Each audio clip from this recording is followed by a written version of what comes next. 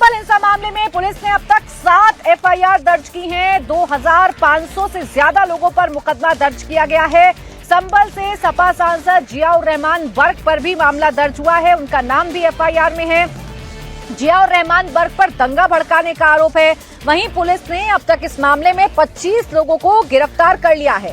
संभल police का ये कहना है कि ये पूरा दंगा, ये पूरी हिंसा प्लानिंग के तहत हुई। भीड़ की तरफ से पुलिस पर सिर्फ पत्थर ही नहीं फेंके गए बल्कि दंगाइयों ने फायरिंग भी की है। दंगाई नहीं चाहते थे कि मस्जिद का सर्वे हो और यही वजह है कि दंगाइयों ने कल उपद्रव किया, जमकर आगजनी की, तोड़फोड़ की, पथराव किया, पुलिस पर हमला किया गया है जिसमें कई पुलिस वाले भी जख्मी हो गए हैं। जहां पर पथराव हुआ वहां से पुलिस को हथियार भी बरामद हुए हैं। इसलिए पुलिस ये बता रही है कि सिर्फ पथराव नहीं बल्कि फायरिंग करने का भी मामला सामने आ रहा था। संभल में मस्जिद के सर्वे को रोकने के लिए इतनी बड़ी हिंसा क्यों हुई वो भी आपको बताऊंगी। जिस महंत की याचिका पर ये मामला सुर्खियों में आया उनका बयान भी आपको सुनवाऊंगी, लेकिन उससे पहले संभल हिंसा की कुछ नई तस्वीरें आपके टेलीविजन स्क्रीन पर रख देती हूँ। संभल में जब कल शाही जामा मस्जिद में सर्वे की टीम सर्वे करने के लिए पहुंची, उस वक्त अचानक सैकड़ों लोगों की भीड़ इकट्ठा हो गई। अलग अलग गली से अचानक से 1000 से ज्यादा लोग इकट्ठा हो गए। ये पूरी भीड़ प्लानिंग के साथ आई थी। देखिए कैसे वो आसपास लगे कैमरे और पुलिस की टीम पर पथराव कर रहे हैं।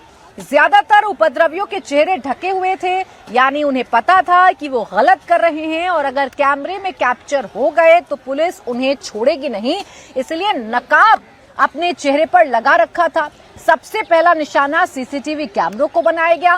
पहले सीसीटीवी कैमरे तोड़े गए और उसके बाद जो पुलिस वहां पर मौजूद थी, पुलिस पर हमला कर दिया गया, यानी पुलिस पर पथराव कर दिया गया। जो वाहन खड़े हुए थे मस्जिद के आसपास, उन वाहनों में आग लगा दी गई। हिंसा इस कदर भड़की थी कि 4 लोगों की इस हिंसा में जान चली गई, जबकि 20 से ज्यादा पुलिसकर्मी इस हिंसा में जख्मी बताए जा रहे हैं।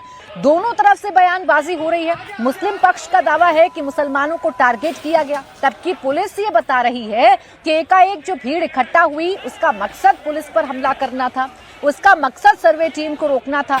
इसीलिए पहले से पत्थर इकट्ठा थे, हथियारों का इंतजाम था। भीड़ को कब, कैसे, किस समय पर और कहां पर इकट्ठा होना है ये सब कुछ पहले से पता था और इसीलिए भीड़ सुनियोजित तरीके से इकट्ठा हो जाती है और पुलिस पर हमला कर देती है। अब सवाल ये है कि आखिर रातों रात इतनी बड़ी हिंसा की प्लानिंग किसने की? संभल दंगे का मास्टरमाइंड कौन है? भीड़ की तरफ से पुलिस टीम पर किसने फायरिंग की? मस्जिद को सर्वे को रोकने का क्या मकसद था? और सवाल ये भी है कि आखिर अचानक इतने लोग एकाएक इकट्ठा कैसे हो गए? ये बिना पहले की प्लानिंग के हो नहीं सकता। दंगाइयों के पास पत्थर और हथियार कहां से पहुंचे, कैसे पहुंचे, ये वो सवाल हैं जो संभल से आई तस्वीरों के बाद खड़े हो जा रहे हैं। और इसीलिए पुलिस ने अभी तक 7 एफआईआर दर्ज की हैं, जिसमें सपा सांसद संभल के जियाउर रहमान बर्क का नाम भी है, वहीं विधायक के बेटे का नाम भी है। बताया जा रहा है कि सब कुछ प्लानिंग के तहत हो रहा था। अब दंगाई पूरी तैयारी के साथ आए थे और जब मैं ये कह रही हूँ तो क्यों कह रही हूँ, उसके पीछे की वजह भी आपको बताती हूँ। वो अपने साथ ऐसे हथियार लेकर आए थे जिन्हें देखकर पुलिस भी चकरा गई। पुलिस को भी इस बात का अंदाजा नहीं था या इस बात की उम्मीद नहीं थी कि वहां पर इकट्ठा हो रही भीड़ अपने साथ हथियार लेकर आ सकती है। पुलिस को दंगे वाली जगह से एक ऐसा चाकू मिला जो 2 तरफ से धारदार है, जबकि इसके बीच में पकड़ने की जगह है। पुलिस का कहना है कि ऐसा हथियार तो उन्होंने पहले कभी नहीं देखा है। तो सिर्फ पत्थर वाली साजिश नहीं थी बल्कि चाकू भी थे, हथियार भी थे। कैसे आगजनी करनी है उसके लिए बोतलों में पेट्रोल भी भरा हुआ था और वो सब कुछ पहले से तय था।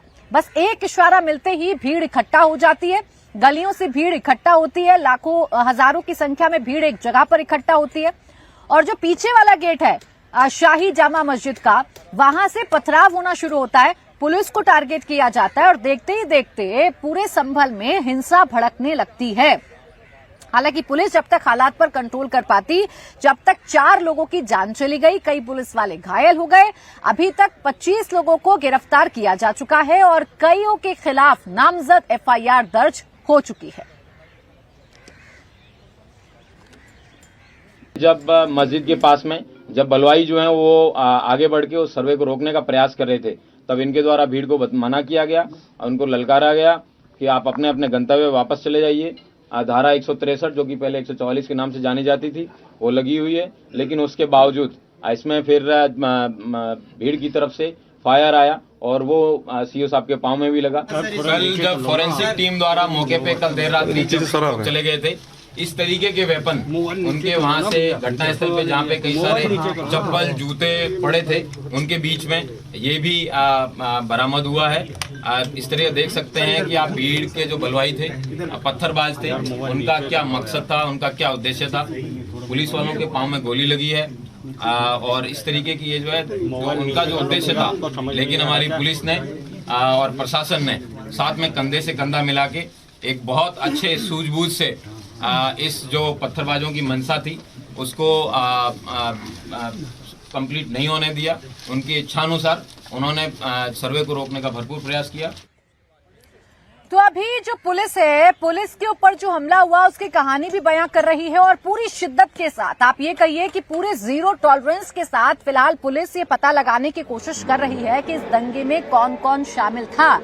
इसलिए हर एक सीसीटीवी फुटेज को खंगाला जा रहा है। दंगाइयों के चेहरे पर जो नकाब है उसके पीछे का चेहरा क्या है या कौन है, ये पता लगाने की पुलिस कोशिश कर रही है। 7 FIR दर्ज हो चुकी है, 2500 लोगों के खिलाफ मामला दर्ज हो चुका है और 25 लोगों को गिरफ्तार किया जा चुका है, जिसमें 2 महिलाएं भी शामिल हैं जो पुलिस पर पथराव कर रही थीं। अभी ये संख्या और बढ़ सकती है। हालांकि संभल में फिलहाल सन्नाटा पसरा हुआ है। लोग अपने घरों को छोड़कर ताला लगाकर शहर को छोड़ रहे हैं, लेकिन एहतियातन फिलहाल संभल में किसी बाहरी शख्स के प्रवेश पर पाबंदी है। इंटरनेट सेवा को पूरी तरीके से बंद कर दिया गया है ताकि किसी प्रकार से कोई जो अफवाह है वो ना फैल पाए और इसीलिए संभल में फिलहाल शांति को बहाल करवाया जा रहा है। अब देखिए संभल मामले में कैसे एक एक शख्स का नाम सामने आ रहा है या कैसे साजिश की बू आ रही है, तो उसके पीछे की वजह यह है कि संभल मामले में पुलिस ने समाजवादी पार्टी के सांसद जियाउर रहमान बर्क के खिलाफ FIR दर्ज की है। जियाउर रहमान बर्क संभल से सांसद हैं। जियाउर रहमान बर्क पर आरोप है कि उन्होंने प्री प्लान तरीके से ये दंगा करवाया। जियाउर रहमान के अलावा विधायक के बेटे सुहेल इकबाल के खिलाफ भी साजिश का मुकदमा दर्ज हुआ है। वहीं पुलिस के हाथ कुछ वीडियो पोस्ट भी लगे हैं जिसमें दंगा भड़काने की कोशिश की गई है। टोटल 7 FIR हुई है, 2 थाना नकासा पे और 5 थाना कोतवाली पे और करीबन 2500 के लगभग लोगों के ऊपर है अभियोग पंजीकृत हुआ है। सभी लोगों की CCTV और ड्रोन के माध्यम से आइडेंटिफिकेशन किया जाएगा और सबको जेल भेजा जाएगा। जिया और रहमान के खिलाफ भी FIR दर्ज की गई है। हाँ, एक हमारे चौकी प्रभारी द्वारा इस नाम से, जिस नाम से आप बता रहे हैं, उस नाम से मुकदमा दर्ज किया गया है।